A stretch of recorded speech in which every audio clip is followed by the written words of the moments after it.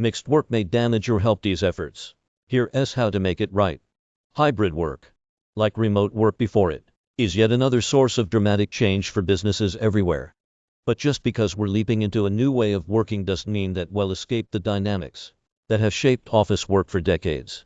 Hybrid can both accelerate old challenges and create new ones, especially when it comes to issues of diversity, equity, and inclusion. By taking a closer look at how power structures persist in this new environment, we can help ensure our companies not only avoid common day issues, but also use this moment to improve and build a better company culture. With some effort and creativity, this transition offers a unique opportunity to build an environment in which no matter where they're working from, everyone feels seen, heard, and included. Here are some keys to seizing this moment. Hybrid work is, ideally, the best of both in-person and remote work. But when it comes to hybrid work can also introduce new issues. Proximity bias, the tendency to look more favorably on the people we see more often, is perhaps one of the most pressing day-related challenges. Similar issues, like presenteeism and an inclination to favor those who feel most comfortable in a traditional office setting, are also likely to re-emerge. All of these biases can mean that workers who put in more face time at the office are more likely to receive raises or promotions. Setting up processes and structures to undermine these biases is important, because hybrid work will likely take a different shape for different employees.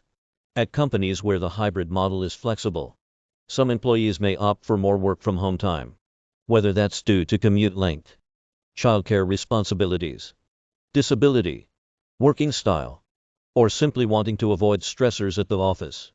With different employees spending significantly different amounts of time in the office, being aware of proximity bias is key to avoiding serious threats to day progress as a company grows.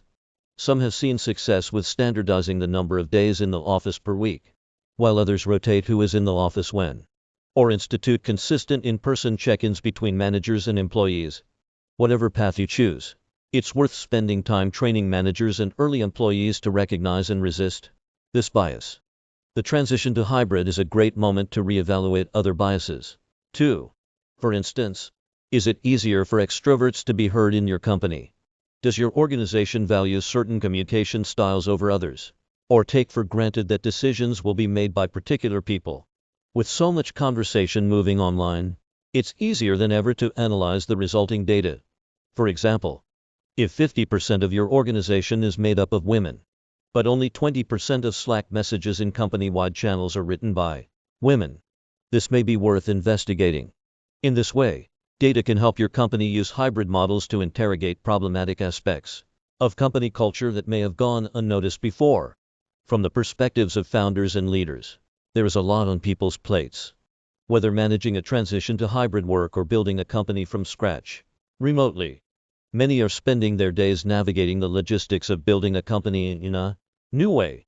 But while jumping through these hoops, it is essential for long-term success that founders center day as a focus among the entire leadership team and find a way to communicate this across the company. Empathy can play a big role here.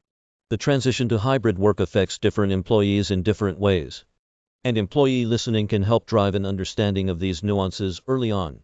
Surveying employees provides important data about concerns or points of friction, while showing employees they're being heard.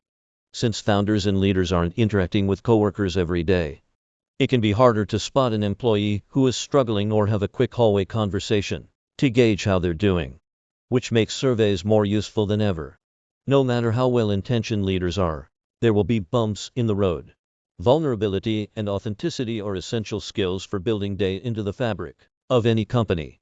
One of the most effective ways to show that data is a key leadership priority in hybrid work is to admit when a team is not quite getting it right. Being open about shortcomings, as well as transparent about the meaningful action you'll take to do better, helps model the kinds of behavior you'll expect from all employees. This lets teams know that you're serious when it comes to taking the lead on these initiatives. One of hybrid work's greatest promises is the chance to balance the benefits of remote work with the collaborative environment of the in-person office. One key benefit is simply the respite from the day-to-day office grind, commutes, uncomfortable workwear, the complex nuances of interacting with your office mates. Another benefit has been the breaking down of barriers between home and work life. Though this has created its share of difficulties, see the feeling of being always on. The challenges of working from home while parenting, see, it's also meant, for many people, the relief of being able to bring more of their authentic selves into the virtual workplace. Suddenly, as we integrated the rhythms of work and home life, Zoom windows filled with cats perched on desktops or toddlers interrupting presentations with hungry stomachs, remote workers were able to see an intimate side of their colleagues' lives. When combined with the small and large tragedies of the coronavirus pandemic, this new dynamic has led to more frankness around mental health challenges at many companies, and a much more honest conversation about the need to foster mental well-being moving forward. This is something we should strive to bring with us from remote work into hybrid work. Burnout is still widespread, even as vaccine rollouts continue. Experts predict we'll be dealing with the mental health fallout from the pandemic for years to come. As we add the new routines of hybrid work into this mixture of circumstances, it's crucial to put mental health and well-being front and center. This means actively creating space for employees to take the time they need to care for themselves through generous leave policies and a culture that promotes actually making use of this leave. It also means fostering a sense of psychological safety between employees and their managers. Building an organization that puts day at the center of its strategy isn't just good for employee well-being or touting statistics. It's also a well-known benefit for bottom lines. There's a strong, positive correlation between increased diversity and productivity, alongside growing evidence for a causal effect. So, it's well worth putting efforts into being bold, creative, and thoughtful in the way we approach the issues of day as we continue to navigate the relatively new model of hybrid work. Amanda Burek-Ido is the editor-in-chief of Nomadic, a digital academy targeted toward leaders,